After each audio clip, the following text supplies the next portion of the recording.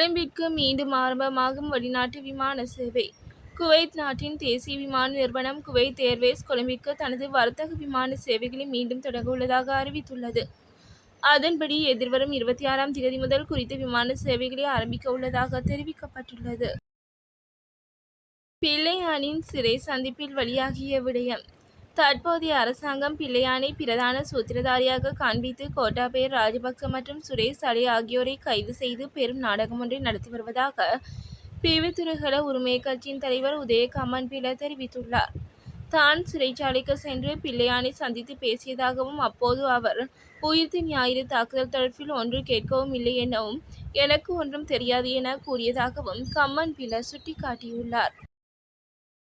கைது செய்யப்பட்டுள்ள 41 அரசு அதிகாரிகள்.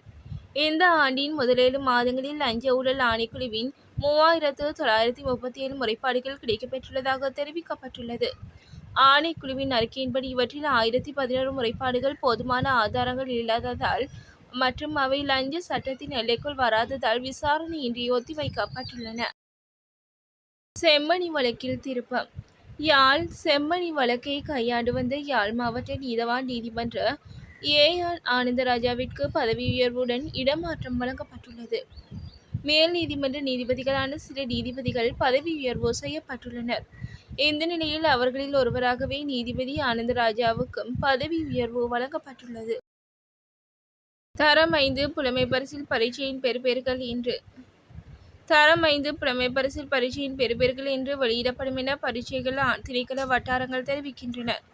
அதன்படி புலமை பரிசில் பரீட்சையின் பெறுபேறுகள் இன்றிரவு வெளியிடப்படுவதற்கான வாய்ப்புகள் அதிகம் காணப்படுவதாக அந்த வட்டாரங்கள் தெரிவிக்கின்றன. 2025ஆம் ஆண்டுக்கான தரம் 5 புலமை பரிசில் பரீட்சை ஆகஸ்ட் 10ஆம் தேதி நடைபெற்றது. நாடு முழுவதும் 2787 மையங்களில் புலமை பரிசில் பரீட்சை நடைபெற்றது.